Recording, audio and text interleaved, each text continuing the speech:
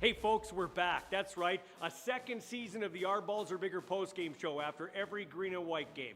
Join me along with my co-host, Kyrie Zaber, the former NFLer and CFLer, and accomplished high school football coach Ryan Hall, as we break down each week's game for you. And new this year, we will welcome your telephone calls. So yeah, like a regular call-in show, call in, we'll chop it up with you. Can't wait to have another fun season. It's the Our Balls Are Bigger postgame show. All right, welcome to the Our Balls Are Bigger postgame show.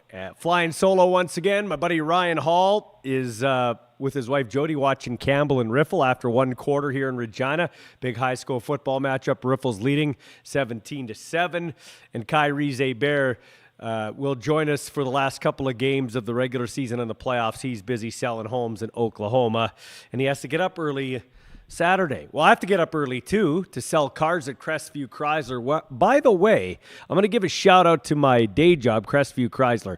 If you buy a vehicle this month, you will be in the running for $10,000 for the month. Like, we're drawing at the end of the month. So you buy a vehicle, hopefully from yours truly, Ballsy, 306-526-7979. $10,000, just like that. Plus, we got that, Price is Right Plinko board, and you can win a trip to Vegas or some protection packages and all that stuff, extra coverage. So make sure you pop on in. Come see me tomorrow, 601 Albert. But Kyrie's Bear is busy, so I'm flying solo today. Hoping to take some of your phone calls like we did last week. 306-992-6955. You can always hit us up on all the various ways you're watching this, YouTube, at Ballsy Uncut on X and on Facebook. We have an Instagram account too. All of it kind of feeds into here, and we will get your chats going as well. This from Tyler, starting things off. What a game. Almost made it way too close yet again, but a win is a win. Tyler, I will confirm that a win is a win, and you can only play the teams on your schedule. And with the win, the Riders have a home playoff. Like, the Riders clinch a home playoff game. So the Riders will have a home playoff game this year. I believe that's correct. They need a little help to still get first place, but they will finish in first place in the CFL West. I think it's pretty well a done deal now. They'd have to lose out and have Calgary win out, and then if they end up in a tie, Calgary would get the tiebreaker. But it's not going to happen. The Riders will finish in first place. And like I said, all's well that ends well. But I do have a question for Tyler and others listening and watching to the show. By the way, like and share the program. That's how we spread it, word of mouth. I will say this. If the Riders are playing anybody but Ottawa, maybe Edmonton, but Ottawa, they're not winning that game today. That was not a great performance. Now, I know it's the quietest, this is the quietest 300-yard performance for a quarterback maybe in the history of the CFL. We got Harris, 27 of 33, completing 81% of his passes for 341 yards and a touchdown to Dante Myers, who had a good game, eclipsing 1,000 yards. Did have the one interception when he was going to be sacked. Ball popped up in the air. But are you concerned about your offense? Are you concerned about your offense? That's the key. Because it's really kind of been hit and miss. And I expected more from the Riders' offense tonight, especially with the likes of Kean Schaefer-Baker being back in the lineup. You had Emlis, Kean Schaefer-Baker, Tommy Neal did a nice catch. You got Myers, you got Keyshawn Johnson. They got probably the best I think the Riders have the best receiving core in the CFL when they're all healthy and all firing on all cylinders, not to mention Sean Bain Jr., but they were anything but spectacular in this game, just limping by a bad Ottawa football team, 20-13. So that's my that's my question now. Yeah, so if Calgary loses, the Riders do get first place. So that's a key tomorrow night. If Calgary wins, the Riders do get first place. Thanks for that, Tyler. I think that's Jacob Cormier says, like you said, Ballsy, the Riders should bring in Boris Speedy. This new kicker or Lothar aren't serviceable if they want to make a Grey Cup run. Yeah, we'll get into that in a second. I'm not going to jump all over the kid, but that's actually a good point. Forgive me, I'm just getting over a cold here, so I'm going to sip my way through this. Might be a short post-game show. But you're right, Jacob, and I jotted this down, so we'll go right there. I don't have a special teams player for the Riders for Waldoo's Warrior. So let's talk about that. The coverage units were not very good today. The return units were okay. Mario's not there. They got Sean Bain Jr., who's just coming back from a knee injury, so he's kind of finding his way. But the kicking game has been anything but spectacular. Punting, okay. Like, not terrible. But place statistics for a Rider kicker in team history in terms of consistency.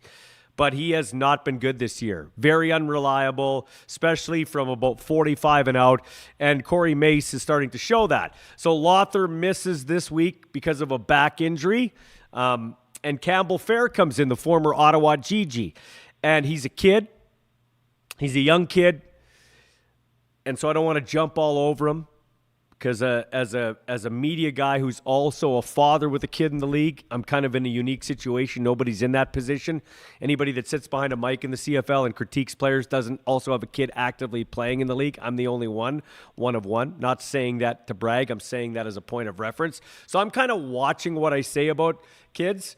But Campbell Fair, this kicker from Ottawa, comes in and he kicks 2 converts. The first one, whatever. The second one missed by like a long way. I thought he was kicking it to Hull, Quebec. He missed that point after by like, oh my God. That wasn't even close. In fact, he had the commentators speechless in the game.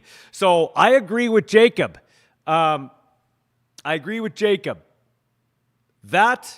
is going to bite the Riders in the ass. You can't have a kicker. Like, the Riders gambled once. They could have gone for a 54-yard field goal. Now, granted, Lewis Ward is under 80% this year. The tiny little Ottawa kicker with the strong leg. He's had an uncharacteristically bad year. Give me a second. Can you get me a water, Leander? Do you mind before we grab this call? And we do have a call. Keep them coming.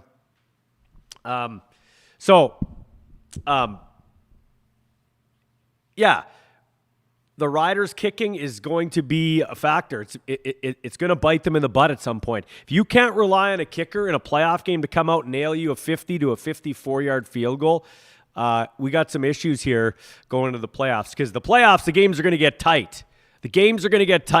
And this game had no business being close. Yeah, you can just bring it here, Leander. Thanks, man. Thanks, Leander. Leander's a good guy. Sets up our studio for us, got the backdrop. Everybody's loving the backdrops, too. They love Commonwealth. They're like in TD Place. Let's go to the phones here. Got a caller waiting patiently. Let's go to the phones. Hello, who am I speaking with? Roger Flair. Hey, Raj. How's it going, buddy? Not too bad. How are you doing? Good. What'd you think of that game? Well, in all honesty, it was kind of a little bit of a yawner. Yeah. I don't think we performed like we should have. Yeah. And we let them stay in the game, which you can never let any team in the CFL do. Yeah, so here's a question, Rod. You know football very well. You're assistant coach with the Thunder, and your son, Jake, is helping on the sidelines. Does a great job, too, Jake.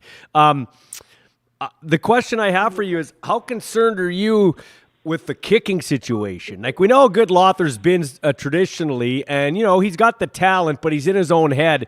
And Fair's obviously, he was probably playing with some nerves today, being back in Ottawa, a former GG. So once again, I'm not going to jump all over the kid. But as a fan, you got to be concerned about that a big third of the game.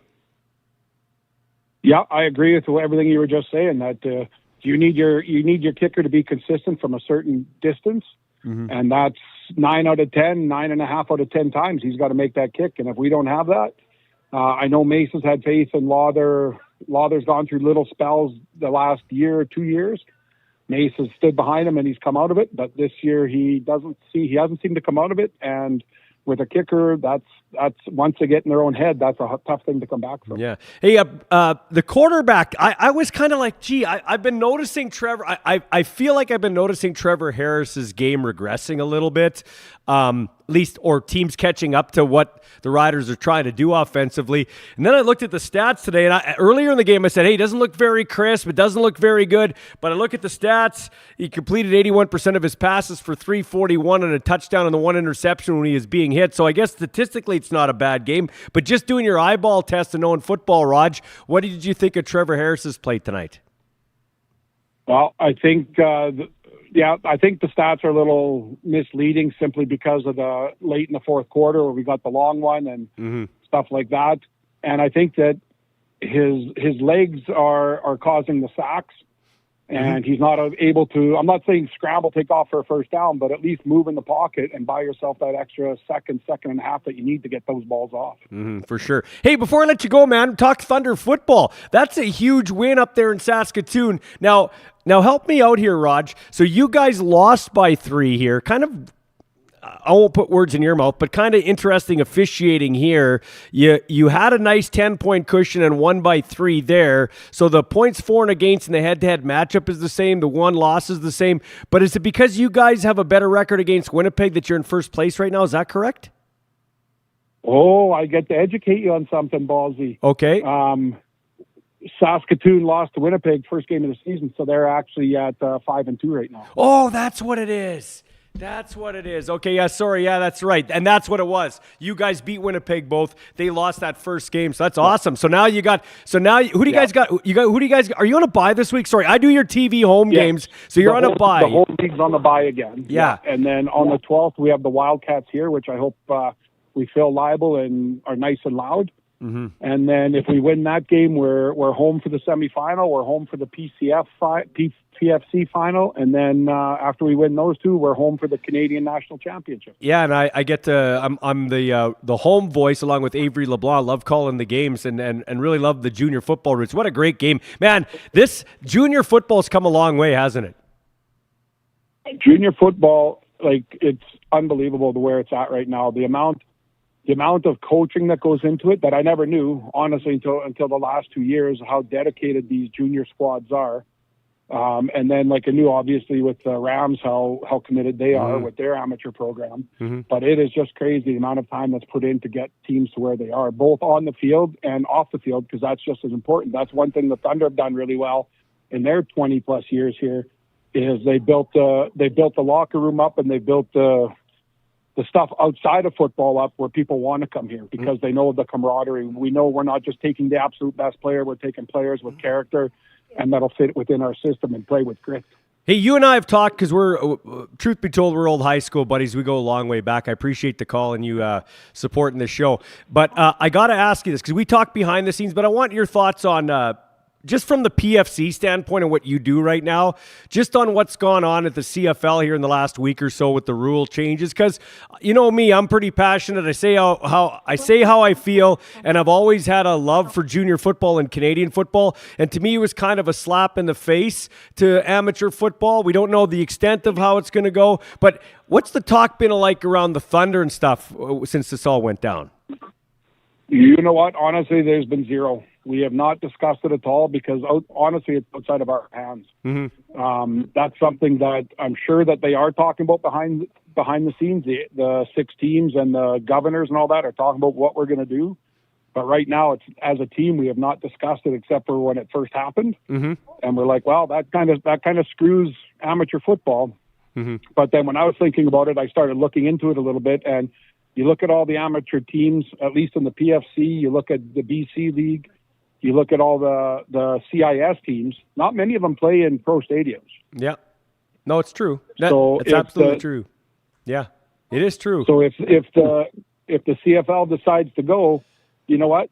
I don't know what's going to happen. I can't talk, and this is not anything from the Thunder. This is from me personally. Yeah. I don't know what's going to happen because Libel Field can't afford to change their turf and do all that. The riders talked about the city. Who's going to pay for that? Who's going to pay for the moving of the goalposts and the new turf there? Like, I know Craig Reynolds already said that, we need new turf anyway. That'll be 10 years old. But like, that's a big cost to taxpayers on a stadium that's underused as it is. So if they lose high school football out of there, they lose the 1 or 2 games from the Thunder. They lose the Rams games.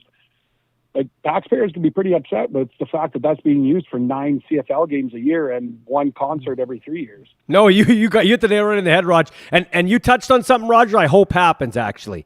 If the CFL follows through with these rules, and I have no reason to believe they won't, and the turf and all that stuff and the goalposts and all that stuff, I really hope junior football and youth sports holds true to the Canadian game and stays this way, because I believe what the CFL is going to, this is my own opinion, I believe what the CFL is going to do, going to American style game in terms of the field and everything, I believe it's going to backfire, and I just want junior football and youth sports football and high school football to be there carrying the mantle for Canada, because ironically enough, I don't think we just touched on it. I think Canadian football's never been stronger at the grassroots level. That's the funny thing about all of this.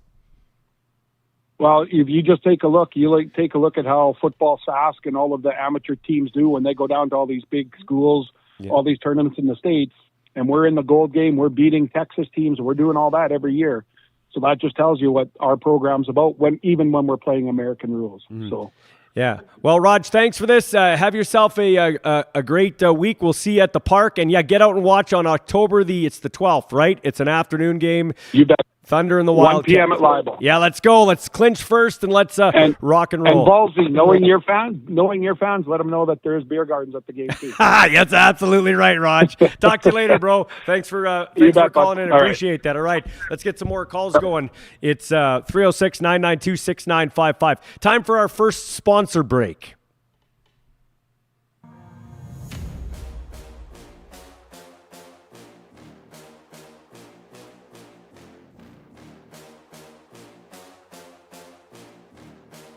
The Italian Star Deli, providing Regina and area with quality specialty products since 1966.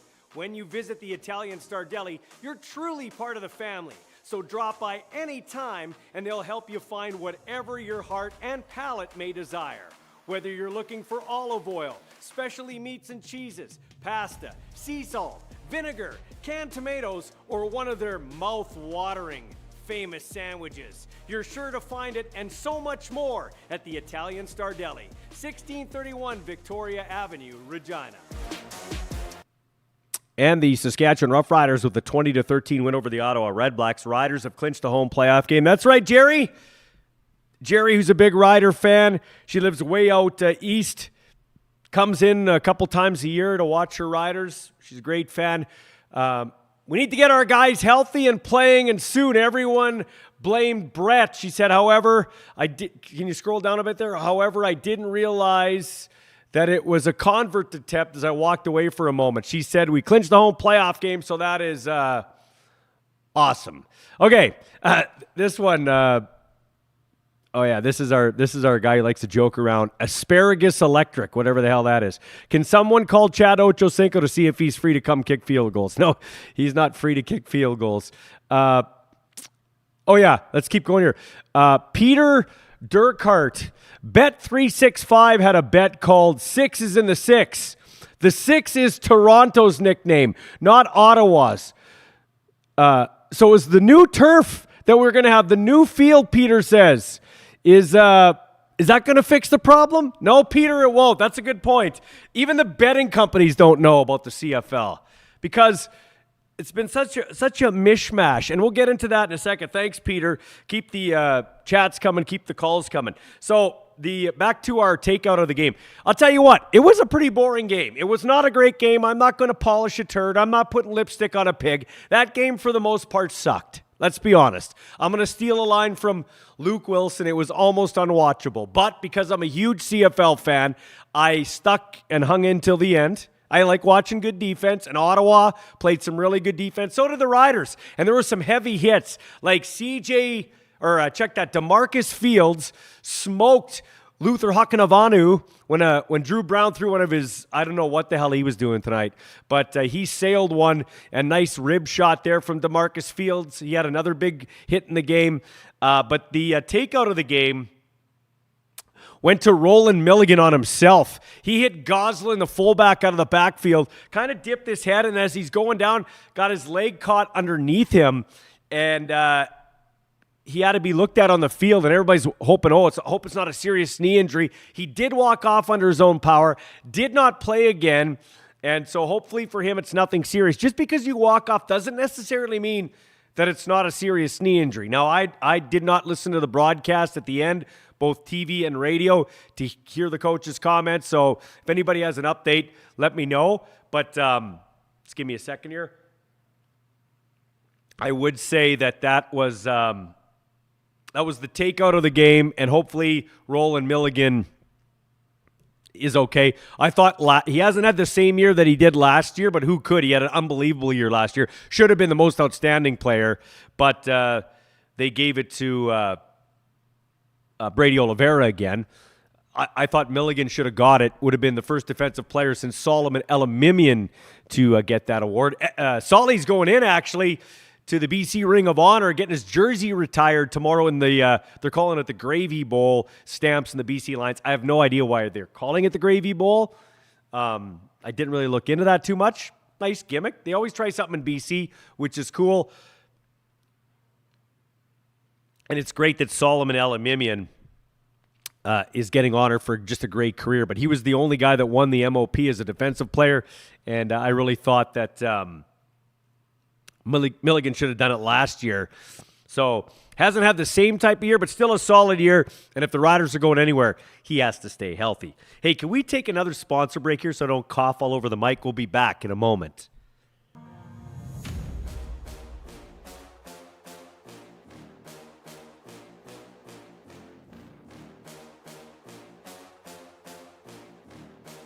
Ward Tirecraft Regina, proud to be the last of the small-town style tire and automotive shops in the city, prioritizing the happiness of their customers and the safety of their vehicles.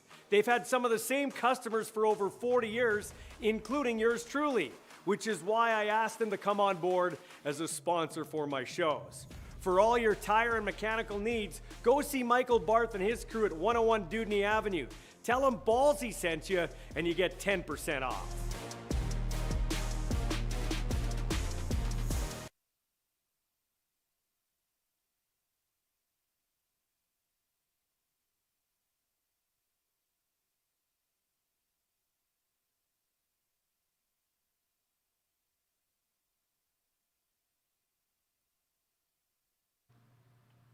Okay, I see why they call it the Gravy Bowl now. Thanks a lot there, Leander. I'm sorry, folks. I'm just getting over a cold, and I got one of those, like, tickles in my throat. So it's the Lions fan favorite Thanksgiving tradition, the Gravy Bowl. Sorry. Start your fall season off right. Bring your friends and cheer on the BC Lions as they take on the Stampeders with playoff implications at stake.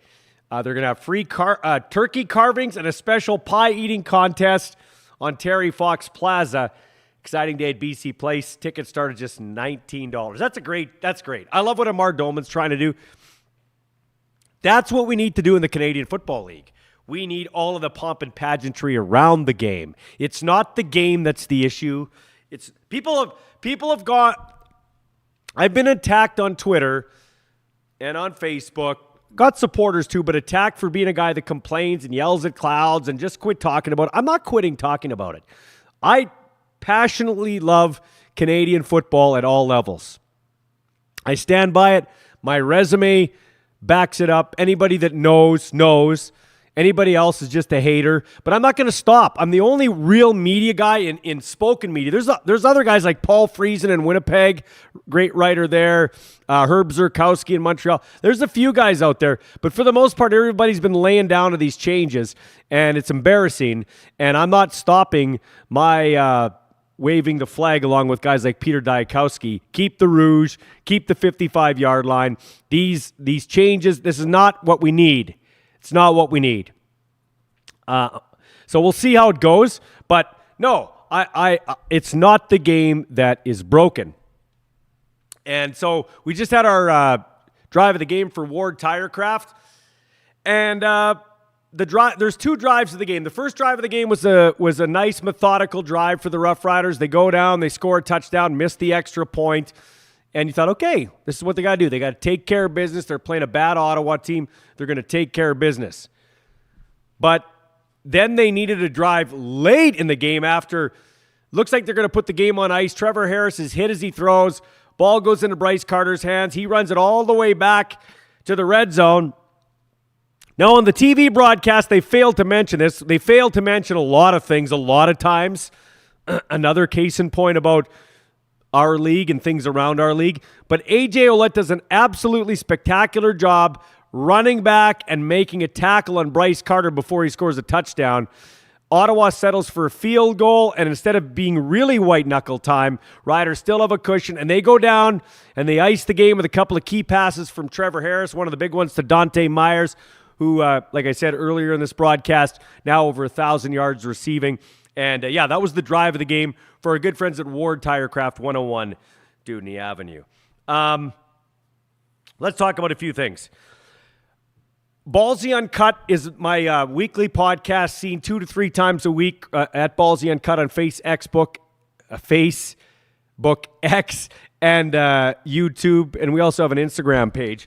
But I talked to A.J. Allen in the offseason when he took over the linebacking spot when Eau Claire left for BC. And I called him at that time. I said, you're a guy, came from Guelph, cut your teeth on special teams, now into your 4th year, going into your 5th year. A chance to really step up and do some great things. And A.J. Allen, I said, would be my breakout player of the year. I think he should be an all-star. He's one of the top Canadians in the CFL, has an interception today. Number 32 of the Guelph Griffins, playing some great football for the Saskatchewan Roughriders. He is a stud, and he's a great football player and a great person, A.J. Allen. So kudos to him. This is a guy that I've been up and down on. Do I like him? Don't I like him? Would I trust him? Won't I trust him? I'm still not sold on Drew Brown. Drew Brown in a we must win, we must have this game to keep our playoff hopes alive. Against the Blue Bombers, the Bombers only completed 3 passes in a Canadian Football League game and still beat the Ottawa RedBlacks in a game that flattered Ottawa. Drew Brown threw 3 interceptions, almost got his receivers killed on 2 other passes, and they were 3 bad interceptions, including the pick 6 by Antoine Brooks Jr. And I'll tell you what, that was a pitiful performance from Drew Brown, and he's a young guy, 27, sat behind one of the best ever, Zach Collaros, learning how the tricks of the trade. Zach believes in him as a quarterback. So if Zach does, I kind of do as well. But he didn't look good, not finishing his throws, sailing the ball. His footwork doesn't look good, throwing off his back foot, trying to thread it between four defenders. I'm sorry, bro, but you're not Justin Herbert. You're not the 80s version of Warren Moon with the Eskimos. You're Drew Brown. You don't have the strongest arm. You're a competitor. You can move around in the pocket. I'm not saying you got a weak arm, but you're not going to thread that pass that was picked off by Thurman between 4 guys. Not happening. So just an awful performance from Drew Brown. And I don't know, where do you go? Where do you go if you're the Ottawa RedBlacks? They made the playoffs last year, won 7 games at home. They now officially are out of the playoffs. This team had a decent year last year, got smoked in the semifinal by the Argos. And I don't know. I consider Bob Dice a friend. I think he's a good coach. I don't know that he's head coaching material. That's just being honest. I think he's a great special teams coach. I think there's a place for him in the Canadian Football League. Just don't know that it's a head coach. And I think his time is probably up in Ottawa. And I think they probably have to. I don't fire people on this show, okay? I don't do that. I've never done that. But they've got the best stadium out east. It's the best stadium in Eastern Canada in the CFL. Great shops, great shopping, restaurants around TD Bank Place there. Nice setting, nice stadium. Could do a little bit better with the scoreboard and the in-game stuff. But it's dead in there. It's dead in there. Because they don't win. Nobody goes to the games. Can't blame them. Lots of things to do in Ottawa. Not as much as Montreal, mind you, but lots to do in Ottawa. They got to get a winning team on the field. Exciting winning football. I think they have to clean it up there. And Bob Dice, I consider a friend. Brendan Tamman, I consider a friend. I've never met or interviewed Sean Burke. He's one of the guys in the league I've never met or interviewed. They say he's a great guy. Chad Hudson, Regina guy, used to be with the Riders, in charge of their Canadian college scouting. He's a guy that I consider a friend. But at some point, you have to change things up. So I'm just wondering if that wasn't the final nail in the coffin today for everybody in Ottawa as they're going to miss the playoffs. Now, talking it over with a couple of buddies, would they fire the coach today? I don't think you're going to fire the coach today. I don't think you're going to fire anybody with the operations cap the way it is. Probably let it run its course. But with today's loss, and depending what Toronto does with Hamilton tomorrow, it's going to swing wide the door for the Western crossover, which will be very interesting. Okay, what else do we got? Ward says we got so much kicking trouble. Yes, we do. Scotty T says, I liked our new linebacker, Brooks. Yeah, Antoine Brooks Jr. starts in place of CJ Rivas, who moves to safety after the Riders got rid of Kosi Onyeka because of conduct detrimental to the team after he had a fumble recovery in the game against Edmonton, that 27-25 loss. Then he gets released. They juggle things up, and he's at safety, and Brooks goes down to the box and makes the pick six for the touchdown, which happens to be, we'll do this right now, happens to be our lit play of the game. The Brooks pick six, just a bad throw by Drew Brown, threw it right to him. His eyes on two of the interceptions led the defenders right there. Probably all three, but two glaring ones, including that one. And then as Luke Wilson showed on the broadcast, Geno Lewis runs the kind of bang route but doesn't settle down, keeps running into the defender, which brings Brooks over. He picks it off, goes back for a pick six for a touchdown. So a little from everybody. Little from the quarterback, little from the receiver, and then a great play by Brooks Jr. That's our lit play of the game. And our lit play of the game is for a new sponsor here. Just give me 1 second. I got to find it. Oh, yes. The Den Sports Performance and Agility Center, just north of Regina. They just don't train, they develop. For athletes ages 13 to 17, they offer team packages and individual group training with up to 5 weekly sessions of your choice of dry land or strength-focused work. Every program blends strength, agility, balance, mobility, speed, and recovery with a focus on durability that most programs overlook. Because showing up on game day means staying strong all season. Every session coached by a certified speed and strength specialist and focused on long-term athletic success, not quick fixes. So you could book your spot now at thedenyqr.ca. That's thedenyqr.ca, 351 Sherwood Drive, Regina, Saskatchewan, just north of Regina, just kind of, just north of Evraz there as you're heading out towards Southie. So check them out. They're all on social media too. The Den. That's the lit play of the game. The runner-up for that segment was Kean Schaefer-Baker. He's back. Kind of looked a little sloppy at the start when he's running that kind of corner route. Nice throw from Trevor Harris right on the money, and he dropped it. But he comes back with a beautiful deep out route later in the game. Nice throw by Harris. It was a dart to the sidelines and kind of falling back, diving catch just out of the reach of the defender. And just before it goes out of bounds and touches the turf, that was a big-time catch by KSB. So congratulations to him for coming back into the lineup and staying healthy through that game. He only played a couple of series in the first week, so they can get him back healthy. That's like a big trade deadline acquisition. Okay, we got a phone call here. Let's head out on the phones. Not sure who it is, but good evening. You're on the Our Balls Are Bigger postgame show. Who am I speaking to? Ward. Hey, Ward. What's up, man? I want to take you back to the broadcast, TSN broadcast, okay? Oh, please do. So Ward missed the field goal, right? Yep. I don't know, it's wide right, it's wide left, whatever. Yep. La Police says, you know what he said? He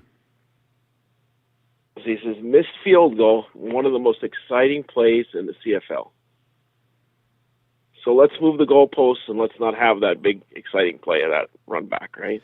Yeah, except Paul was wrong because it was a missed extra point, not a field goal. But yeah, I get the sentiment. You're absolutely right. Like that was a mistake on his part. Here's the problem I have. Okay, now it's not easy, Ward. I'm glad you brought this up, and I tread lightly when I talk about this because when you throw rocks, a bunch come back at you. Okay, and doing this job behind a microphone is not easy. And you could probably attest to it because you probably listen to this show and other shows and you're like, okay, I can say this or I want to say this. And then when it's time to talk, it's a little bit unnerving at times. And I hope it don't make you feel that way. But here's my point. So I was a little concerned about bringing this up, but you opened the door, so I'm going to walk through it stuff. And it's never been the game. You know what it is? It's how about I see Connor Sauve, who's a guy that follows me on Twitter. He's doing CFL fantasy, Ward, and he's looking at setting his lineup, and his quarterback is Nick Arbuckle of the Toronto Argonauts. But on CFL Fantasy, right on the CFL website, they still have a picture of Nick Arbuckle in an Ottawa RedBlacks uniform. This is the guy that won the CFL Most Outstanding Player in the Grey Cup last November as quarterback of the Argos. So it's not like he just got traded to the Argos from the RedBlacks. He has been in Toronto for a while and is succeeding ever since the East Final into the Grey Cup last year, and now this year it hasn't been his fault. The Argos have been sucking the hind tit. So that's some of the problems. And back to the broadcast, Ward, okay? I don't know if you watch this or not, and I think Dustin Nielsen does a solid job. But Dustin, you're on a professional broadcast. You have the depth charts, and by God, you get the depth charts a day early. And I feel bad for some of these TSN guys because they got to do a game Friday, and then they're doing a game Monday. Or sometimes Paul LaPolice, he did 3 in a week. Not sure how or why, but he did. But Dustin, it's the first game of the week, and half of the game you're calling the Riders punter by the wrong name. Like, it's not the game. It's everything around the game. The CFL has always been their biggest problem. They're always in their own way, right? They do things. They're the only professional league in the world that couldn't play after the COVID and the Wuhan flu and all that because they went to the government and they didn't even know how much money they needed to play. That was Randy's fault. Randy's fault. This is all Randy's fault. All of where we're at is Randy Ambrosie's fault. Well, yeah. But, it's got it. Like, I was not a big fan of Randy. I think he did a lot of poor things. He did a few decent things early in his time, but he did a lot of crummy things.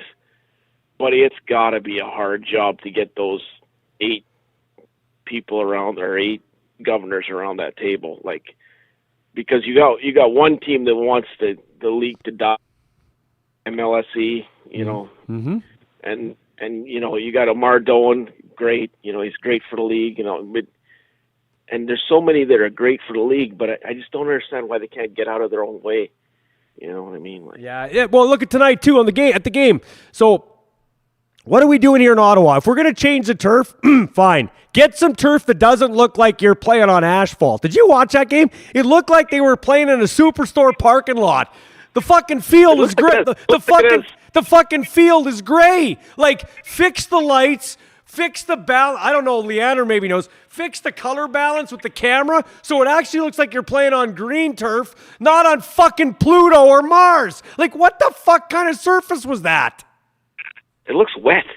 Yeah, it looks stupid. Like, if I'm tuning in as an American, because we want to get Americans' eyes on the game, that's where this is going. So I tune into that thing, and I'm like, what the hell are they playing on? Are they playing on a parking lot? Like, what is going on? Like, but it's not the game. It's not the rouge. It's not the ratio. I don't know how many times I have to say this. Like, how many do I as a media? But it's not American expansion either. I don't agree with you on that one. I just don't think it can work. Yeah, but you don't think that that's what they're doing? Like what? Oh, I understand that's what they're doing, but I don't think it can work. I just don't think that's the savior for the league. The savior for the league is promotion. It's doing things the right way. It's actually getting the stats out instead of saying you're going to sign with some stupid stat company that doesn't even do stats. That you got to do the thing. Well, how about right, this? you know? How about this, Ward? I'm going to put this out here, okay? I haven't put this out here yet. I'm going to put this out here. I was talking with one of my buddies, and him and I, we always break things down. We're pretty. We talk every day about the CFL. I know it sounds like get a life, ballsy. But listen, I got a life, and a good chunk of my life has been this league. I got a kid who's earning a paycheck from this league, so it is part of my life. But I was talking to my buddy, and every one of these, so the two teams that make money are the Riders and the Blue Bombers, the community-owned teams. Then every one of these guys that own the other teams or conglomerates are very, very, very rich. They're stinking rich, okay? From the guy who owns the Alouettes to the Thompson family, God rest Larry's soul, to the Flames own the Stamps, MLSE owns the Argos. Like, they're all stinking rich. Amar Doman, billionaire. Like, they're rich. So even Tim Hortons, man, in Hamilton, right. Yeah. He's got enough money, yeah. Yeah, and he sold off some of it to a conglomerate. And you know what? What a great guy for the league. Like, yes. he wanted to front the whole league and say, let's play. Yeah. And they would have been so much better off for it. Instead of going to the government and not even knowing how much money it costs to run your business. Can you imagine you were going in that day to the government and say, they literally said to him, how much money does it cost to run your business? And he said, oh, just give me like $500 million or something. He didn't even know how much it costs to run his business. The other question was, have you talked to the players? And he said, no, we haven't talked to the players. Isn't that something that's kind of interesting about this league? We talk about a partnership with the players. They didn't talk to the players then, and they never talk to the players now. So really the players, they don't give a shit about the players. They don't care about the players, and they don't care about the coaches. They just care about what they're doing. So they're the owners. Anyways, back to my point. Here's how I think they could get eyes on our league and legitimize our league, and if we were to try to go, or they're trying to go American, which they're trying to do. I don't like how you say legitimize the league. We're the oldest professional football league in the world. I know. Legitimate. I know. No, Ward, you don't have to convince me. I'm speaking. I know. Listen, Ward. This is my gospel. You're sitting Go in the. For it. You're sitting Preach in the. it out there. You're sitting in the pew listening to me. But here, for all these other guys, all these other losers that say this is a Bush league, if we want to quote unquote legitimize it, why don't we have the quarterback, his salary be exempt from the salary cap? So, or at least a chunk of it. Say $250,000 goes towards the salary cap, and the rest is free ball. So how about this? So maybe I can get a Shedeur Sanders who is not going to see a chance in the NFL with the Cleveland Browns or anybody else. What if we can get a Shedeur Sanders to Toronto and get some of these guys that don't have a chance in the NFL, and we can pay them $1.7, $2 million.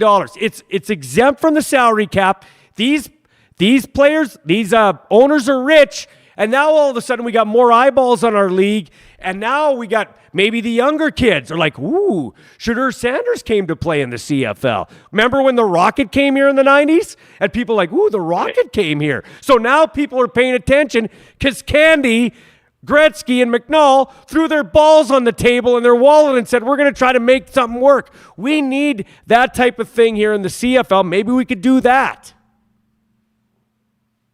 Maybe a one franchise exemption. Yeah, because these guys can afford it. Don't kid yourself. These guys can afford it. They've bought a CFL team because it's like a boat. It's like a fun thing for them. Yes, they want to make money. I'm not saying they want to lose money, but these guys are rich, and the Riders and the Blue Bombers make money. So it's not like I am not going to believe that all these teams are losing money. I have a tough time believing they're losing money. And if they are losing money, it's because they're not putting enough of an effort to make money. That's what I believe. Well, when you get big business involved, numbers become skewed, right? Where the money's spent and how it's spent and what's amortized on what is, you can make things make money or not make money, right? Yeah, for sure. Hey, Ward, we got to go. Thanks for the call, man. I appreciate it. Keep calling in. Very good. Thank you. Thanks, man. Here, we're taking another sponsor break and be back in a moment. It's the Our Balls Are Bigger postgame show.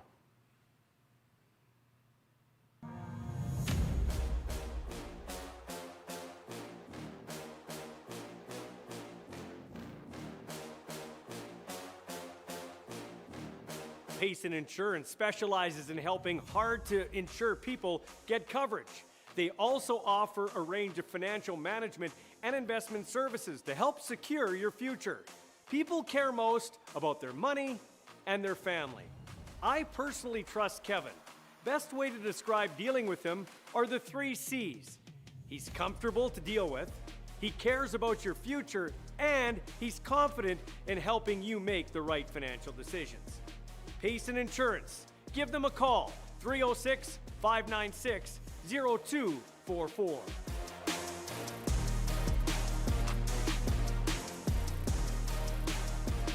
Riders win 20-13, making me a winner. I put some money on the Riders tonight. That's right. I had them covering the spread of 5.5 points, and I thought, I'm good. Driving in from White City, stop to get some gas, get in the car, find out all of a sudden Ottawa picked it off there in the red zone, get a field goal.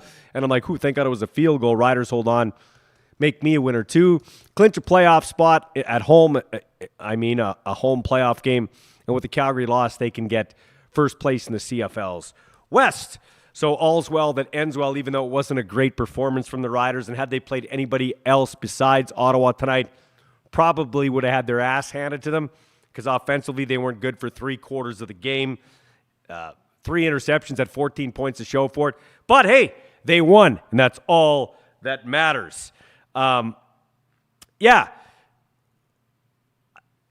to my point, like there's so many things that are crazy here with regards to what's going on in the world in terms of the football world and the CFL. And today there was an announcement too. And I honestly don't know where they're going. Are they going expansion? Are they not going expansion? Why did they change the field? Why did they do it now? Because it's overshadowing some great football action and a great chase down the backstretch here. I posted this. Hold on here. So, yeah. The USFL has an announcement today that they are, after a difficult decision, they're going to depart from Memphis, Michigan, and San Antonio markets. Due to stadium constraints, the available venues in these areas don't align with our new vision of focusing on smaller, more intimate settings that elevate the fan experience. So they're down to 6 teams in the UFL. The CFL, in conjunction over here in 2027, is going to go to a 100-yard field with end zones on the end line, like American football.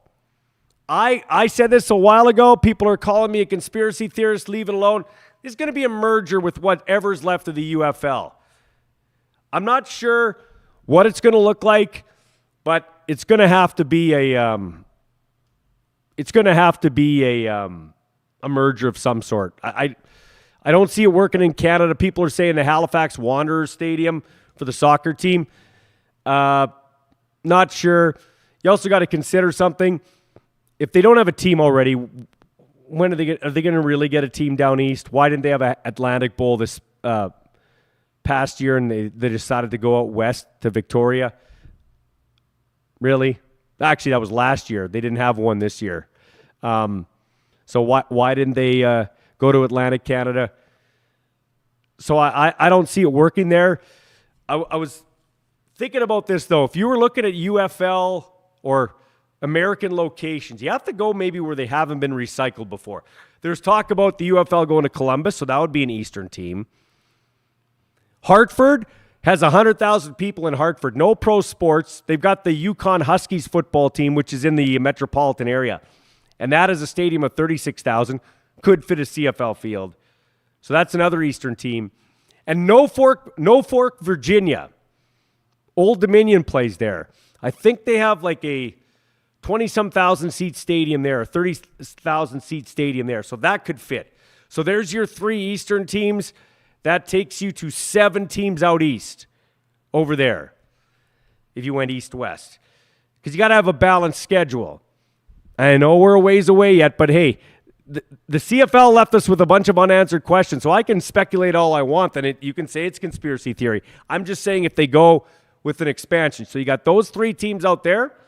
Sacramento State, where Ricky Ray played. They've got a track around there, but they can get rid of that track where the old gold miners used to play. I'd bring them back and call them the Sacramento Gold Miners.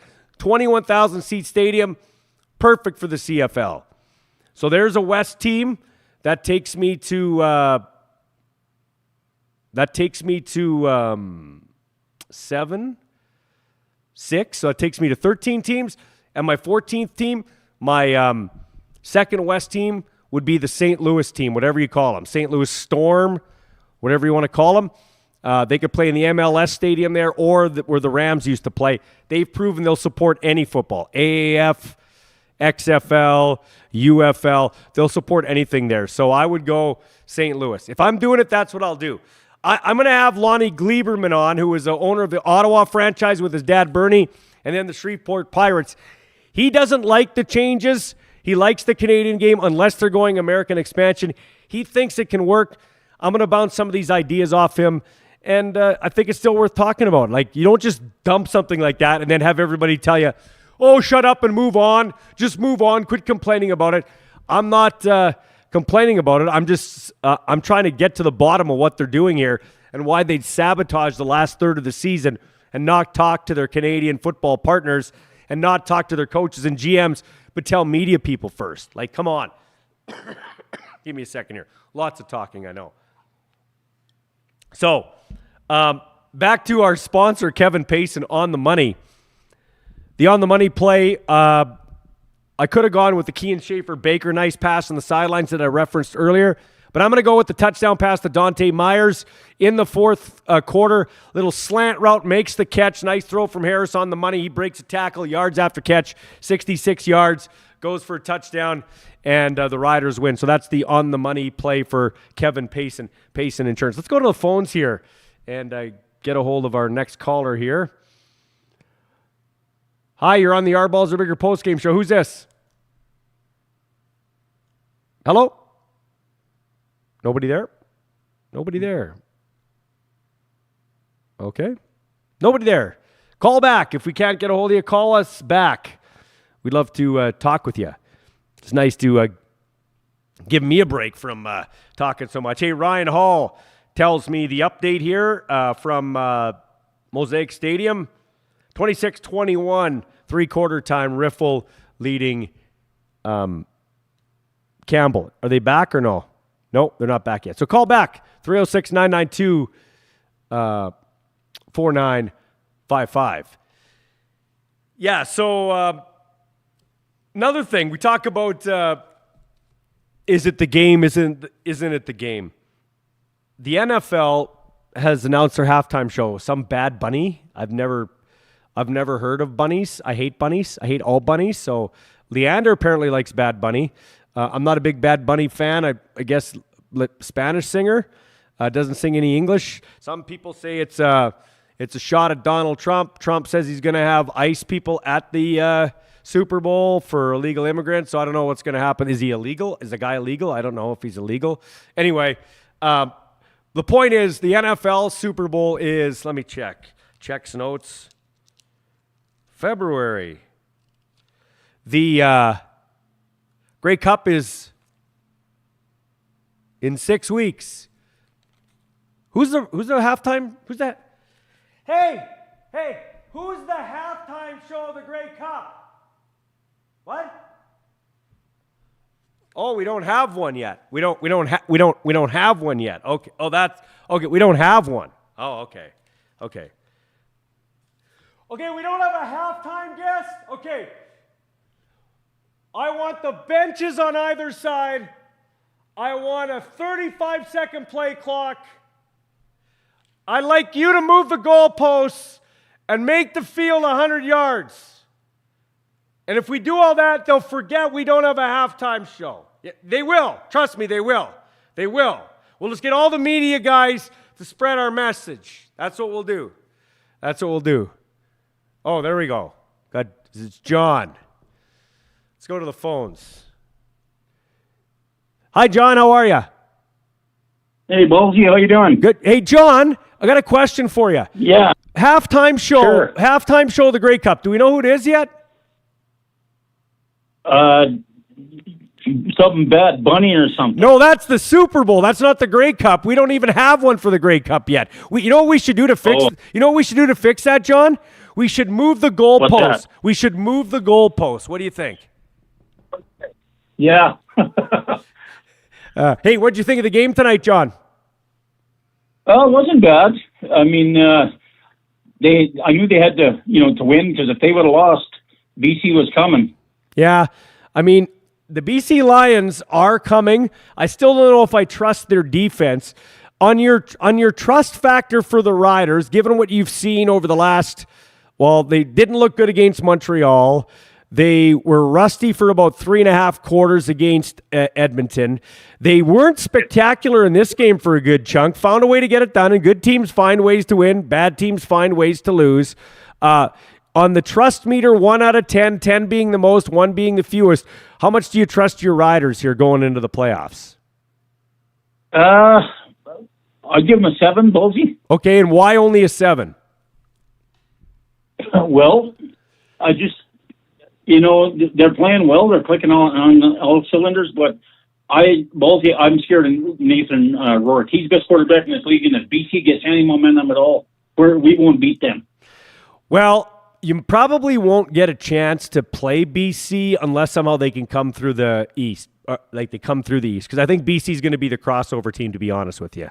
I got BC being the crossover team. But go ahead, John. They will, Ballsy, but I don't know. We were really good. If we would have continued on when we were 10-2 or 10-1, whatever it was, and not had these little lulls and lose to Edmonton and then play bad against Montreal, I would have moved it to a 9 or a 10. I just don't know, Ballsy. I'm scared, it's not what they have going for them. So John, it's the cold weather. So John, it's not so much the BC Lions. It's maybe a little bit about your team. Are you concerned a little? You got to be concerned about your kicking situation. Oh yeah, I am. Ballsy, they should cut Lauder tomorrow. Problem is, who are you going to bring in to replace him? Because Campbell looked like he was a rookie out there missing those PATs. That is true, but that's on their personnel guy. I mean, go find somebody. Yeah. And then how do you feel? What's your confidence meter in your quarterback? Now, he did complete 81% of his passes. He did have 341 yards, but as Roger, who called in earlier, said it was a little misleading. The stats kind of lied in this game. Trevor and the whole offense, not very spectacular for about 3/4 of this game. Yeah, I have about maybe a 7 or an 8 confidence in him. Mm-hmm. Yeah. Very interesting. I'll tell you what, though. How were you holding your breath when Milligan went down there making that tackle and grabbed his leg? Yes, I was. He's the most important player on the defense. If we lose him, the season's over. I'll tell you who else is a great football player. You think he's still a rookie. How about Micah Johnson going out on that screen pass and whacking that receiver out in the flats? He has no business making that play. I know. That's awesome. The guy's a great player. I'm glad he's on our side. Yeah, and he's a big boy, too. Hey, John, thanks for the call. Appreciate it. How's that injury going, the rotator cuff and everything? Good? It's progressing. I've still got to wear my sling for another 6 weeks, so about November the 8th, I should have it off. All right. So that'd be enough time for you to stretch out, put your big foam finger on, and cheer your Riders in the Grey Cup, right? That's right. All right. Thanks for the call, John. Appreciate it, man. Thanks. Yep. Bye-bye. That's awesome hearing him talk. All right.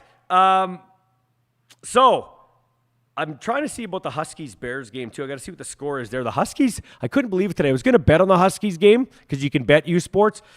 They were 21.5-point favorites over the Alberta Golden Bears at Griffith Stadium in Saskatoon tonight.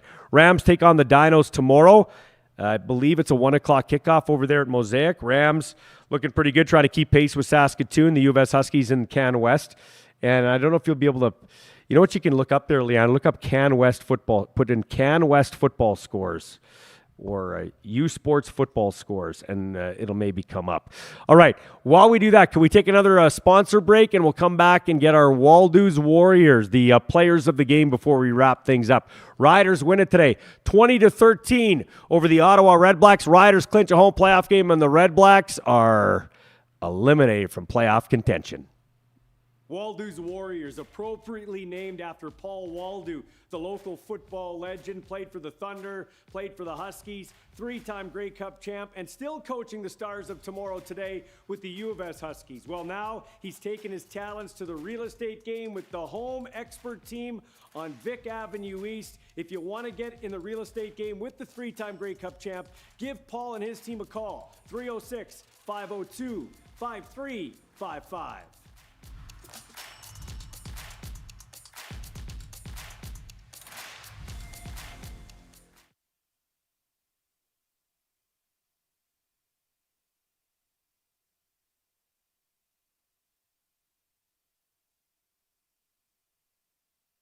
Waldo's Warriors here, our players of the game. We'll start with the Ottawa RedBlacks on offense. I'm going to go with Braylon Addison. Had a couple of big catches, scored a touchdown, their only one of the game, took a couple of big hits. I know he had a kind of an uncharacteristic drop or two in the game, but I went with Braylon Addison. Actually, check that. Addison, strike that, not Addison. We're going with Hardy. Hardy scored the touchdown. He had a couple of catches, so Hardy's our guy. Bryce Carter gets our defensive player of the game, Waldo's Warrior for Ottawa. He had the interception that gave them some hope on the deflection, ran it all the way back, tackled by A.J. Ouellette. And on special teams for them, Richie Leone had a couple of great punts. He was their best player for a good chunk of the game for the Ottawa RedBlacks. Had that nice punt that angled out of bounds at the 2. That's just something a punter loves to see. So he is our special teams player of the game, our Waldo's Warrior for Ottawa. On offense, Dante Myers eclipses 1,000 yards receiving for the Saskatchewan Roughriders. He's been good in kick return duty. Didn't do that today, but had that nice 60-plus yard touchdown to give the Riders breathing room at the time. And lucky they had the touchdown because they needed every point they could get, winning 20-13 here over Ottawa. On defense, I'm going with Antoine Brooks Jr., the pick six, filling in for C.J. Rivas because Rivas went to safety. He came down in the linebacker spot, made the interception on Drew Brown, took it all the way back for a touchdown, waving to his teammates, pointing to his teammates as he goes in. So he gets our defensive player of the game. And I'm not going to lie to you, I did not have a special teams player of the game, our Waldo's Warrior. I thought their coverage team's not very good. Campbell Fair didn't have a great game, obviously, on the point after attempts. You know what? I'll give it to Mirko, only because Dustin Nielsen called him Joe Couch for a lot of the game when it was Mirko, the other global punter that we've had in now after Couch went to the practice squad. So Mirko gets our Waldo's Warriors special teams player of the game. And, yeah, that's basically going to do it for my time. Want to thank everybody who tuned in to the show today. Make sure you like and share the show. Really appreciate you checking it out. And we're going to have the Ballsy Uncut 3 times this week on X, on Facebook, on YouTube. Watch for our clips on Instagram at Ballsy Uncut. If you'd like an Our Balls Are Bigger shirt, we're still selling those shirts. $25, money going to Glenn Love, the Love Life ALS Foundation. As soon as I get this first batch sold out, which is almost sold out, that's when I'm going to send the chunk of money to him. So he'll get his batch of cash, first batch of cash, and then we'll order another round, and we'll keep helping him out. Former linebacker in the CFL, the Love Life Foundation in support of ALS. So if you want the shirt, you could DM me at any of our handles, at X, Ballsy Uncut, Facebook, Ballsy Uncut, Instagram, Ballsy Uncut, YouTube. Subscribe there to get the show. And you can always call me, 306-526-7979. Once again, for Leander, who does a great job behind the scenes. And Nicole and Dean here at Gerhardt Studios. You need any social media, any website development, any still photography, check out Gerhardt Studios. They do great work here in Regina and, well, beyond, because social media is beyond. And I do appreciate all the sponsors getting on board. Ward Tirecraft, also the Den, a new sponsor, Italian Star Deli, Payson Financial and Insurance Services, and Paul Waldo Warriors, their sponsor there, the home expert team. Until next time, I'm Ballsy saying so long, take care, and it's another up week in Rider Nation. Thanks for catching the show. A reminder, the best form of promotion is word of mouth. So please tell everybody you know about this show. As we grow this show, we in turn help to grow the game we love, the 3-down game. Catch you next time.